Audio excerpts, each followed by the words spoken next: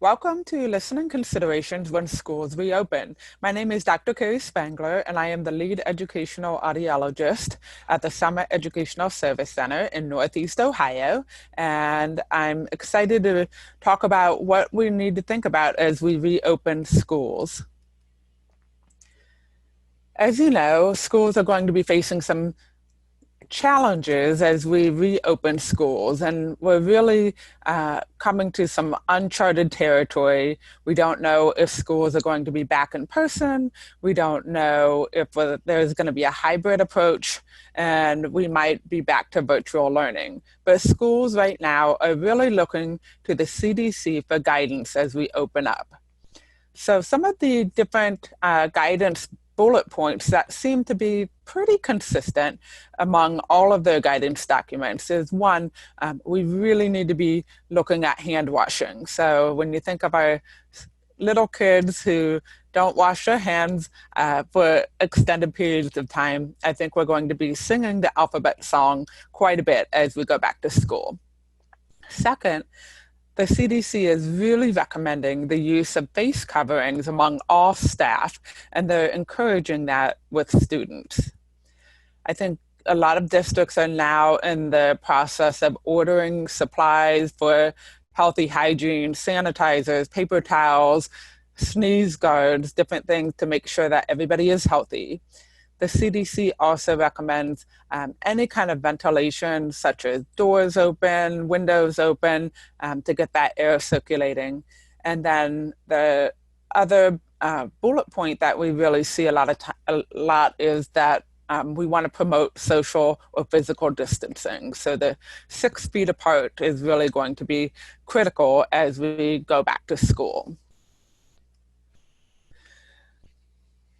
And we all want to, safety and healthy is, being safe and healthy is very important as we think about going back to school. But educators and administrators and related service personnel, we are all in the position to ensure that our kids are learning. And so there's a real big balancing act between being safe and healthy and also ensuring that we can do our job as educators and providing a free and appropriate education, following a student's accommodation plan, whether it's the IEP or a 504 plan or ADA. So again, schools are really in a balancing act as we reopen the buildings. So with this balancing act, we know just in general that kids are at risk for auditory learning in the classroom. So about 75% of what kids learn in the classroom is through listening. And because children are at risk for listening in the classroom and learning in the classroom, because their auditory brains are not fully developed until age 15, the CDC guidance document is going to give us some increased learning demands in the classroom. So there was actually a study or an article that was released recently in the Hearing Review, and it was by Dr. Weinstein and Schimann, and it was published April 1st, 2020, and it talks about how do medical masks impact speech perception. And what they did is they compared no mask, they compared just a standard mask or a common mask, and then the N95 mask. And what they found is that no matter which mask was used, that there was between a 3 and 12 dB increase or difficulty in being able to hear high frequency information. And we know that high frequency information in the classroom is critical for speech understanding, for literacy development, for communication. And the masks are really going to pose a listening and learning barrier when we return back to school. I would also just kind of think about when you're wearing a mask, you really take away all of your speech reading cues and your facial cues, which again takes away emotion. It takes away any kind of supplement to auditory cues that you might have. And when we are physically distancing and wearing a mask, a lot of times we raise our voices. So raising your voice actually muffles your voice even more. And it also, when we raise our voice, we create even more background noise within that environment. So thinking about all of these combining factors that are going to be happening when schools reopen, I can just imagine the amount of listening fatigue that a lot of our teachers and our kids are going to be experiencing as we reopen. As we go back into the classrooms, every student is going to be at risk for degraded speech and physical distancing. Every typical child, as we learned before, the auditory brain is not fully developed until age 15. So that really takes care of most of our population of school-age children. In addition to every child being at risk, there are children with speech and hearing difficulties, auditory processing, hearing loss, whether it's unilateral, bilateral, conductive, who are going to be even more at risk with physical distancing and degraded speech in the classroom. And we can't forget our teachers, can we? Our teachers have really stepped up to the plate, and they are our educational heroes. When we had to close down, they were very creative and wanted to make sure that all of our kids had access to education. So they learned about online learning in a rapid way.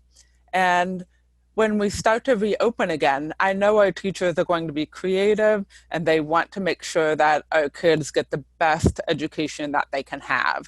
However, looking at this picture, it really shows that it's going to be difficult for teachers to teach with masks on all day. They're already at risk for vocal fatigue, and you put a mask on, you're going to be talking louder and you're going to be repeating yourself more often, and the physical distancing might impact how kids are behaving in the classroom. So our teachers are really at risk as we go back to school with physical distancing and masks in the classroom. So I wanted to bring this back to you, bring this home to all of you as well. And as an individual who is an educational audiologist, as well as an individual that has grown up with a bilateral severe to profound hearing loss in both ears, I understand the difficulties that our students are going to be facing in the classroom. And I want to say, first of all, I am 100% in favor of protecting our kids and protecting our teachers. And we don't know about the virus and how it is impacting everyone. And it seems to be changing every single day of the new information that we get. However, I just wanted to say that growing up with hearing loss, I felt that I was able to have some grit and determination in overcoming a lot of barriers that were happening in my life. So I had coping mechanisms such as getting closer to somebody that was talking and using facial cues and speech reading cues in order to understand and fill in auditory gaps. And what happened when the pandemic started is that I was immediately faced with a challenge that I didn't know how to handle. So an example was when I went to the grocery store for the first time after we had been shut down for a while. And I immediately felt a sense of weight on my shoulder with anxiety and stress by all of the masks of people working in the grocery store. And when I went to check out at the checkout line, the cashier had asked me a question, and between the plexiglass and and the mask, I had no idea what she was saying. So it was really a difficult situation, and I was only in that situation for a short amount of time.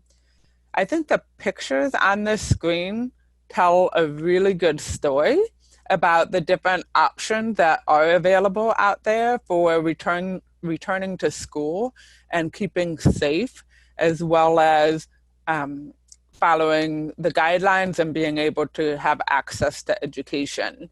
And the Educational Audiology Association, as well as the American Cochlear Implant Association, will be putting out a document about the use of face shields and clear masks as we move forward to reopening schools.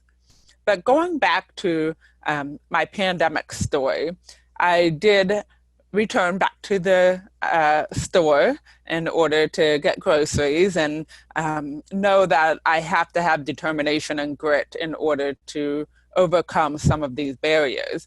But I went to get meat at the deli counter, and the worker had a face shield on.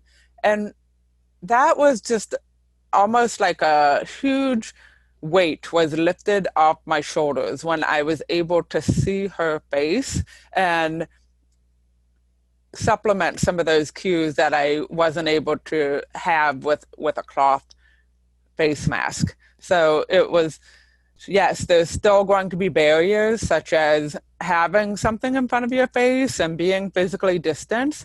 But if we can help students in any way to overcome some of those barriers in a little bit of a way, I think that is going to be critical as we move forward to going back to school. So I wanted to really touch base on some of the amplified barriers for our students with hearing challenges in the schools. And I have 3 different pictures that I put up here. I actually run a support group for tweens and teens who have hearing loss, and we meet quarterly throughout the year. And because of the shutdown, we decided to have a Zoom meeting with these teenagers. And 15 teenagers logged on, and the topic was, what are your challenges during the shutdown going to virtual learning? And what are your biggest fears of reopening the schools? So the biggest fear these teens and tweens had about reopening of schools was face mask. So they each had a story about going to Target or going to the grocery store with a family member and not being able to communicate. And so that translated directly into, how am I going to communicate with my peers and have that social interaction? And how am I going to be able to understand my teachers if they are going to be wearing masks all day? So I think that's really important that these tweens and teens, that was the first amplified barrier that they were able to share with each other. The next is a picture of technology.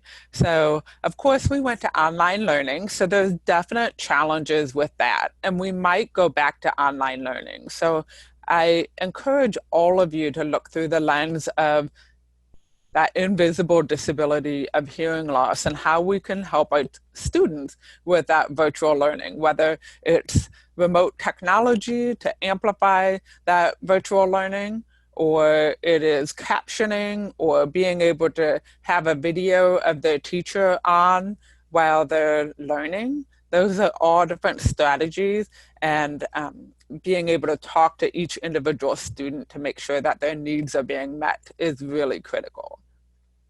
Along with technology, we also want to make sure that our students have an improved signal to noise ratio. So we know that during normal school without a pandemic, that our students who have hearing challenges are really at risk for background noise, for distance, and reverberation. And one of the strategies for that is either a classroom audio distribution system, if they have a lesser degree of a hearing loss, or for actually all of our students, or the personal DM system or digital modulation system. And A lot of teachers I've heard, at least when during my career, have said, I don't need to use a microphone. I talk loud enough. With the amplified barriers for students and all students, a improved signal to noise ratio is going to be critical in order to overcome some of these safety and hygiene factors that are going to need to be put into place. And then we keep talking about physical distancing and social distancing. So as students who wear cochlear implants, who wear hearing aids, who have a bone anchored system, the further away you get from that technology, the less it is able to amplify.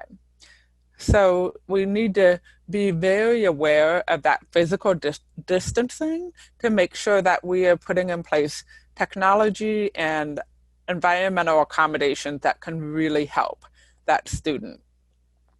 The other thing I wanted to say about physical distancing is that a lot of times students with hearing challenges face some social, emotional isolation under normal circumstances at school, just because of background noise and collaborative conversation and fast-paced conversation. Well, now we are adding in possible mask for their peers, as well as physical distancing. And so I just urge all of you who are working with this population to really keep an eye on their social, emotional needs as well as their environmental type needs with this challenge. So to final takeaways from reset and going back to school is that one, of course, we want to maintain safety and health as a foundation to reopening schools. But we also have to realize we need to have a balancing act. Our job as educators is to educate kids, and a free and appropriate education is still necessary in order for them to be successful in the schools. My second final takeaway is that all students, no matter who they are going to experience hearing and listening challenges in the classroom. And those hearing and listening challenges are going to be amplified with the social, physical distancing and the possibility of masks. As students who are deaf and hard of hearing, that is going to be even more amplified. And we really need to be forward thinking in how we're going to accommodate. Which leads me to my final takeaway is, as educators, as administrators, as educational audiologists, teachers of the deaf, and speech pathologists, any other related service personnel, think about reopening through the listening lens. A lot of times we forget about hearing because it is invisible and it's not something that we physically see, but 75% of learning occurs through listening, and we need to really be thinking ahead as we reopen schools and making sure that our kids, all kids, have access, as well as our teachers, to be able to give access to our kids. Thank you.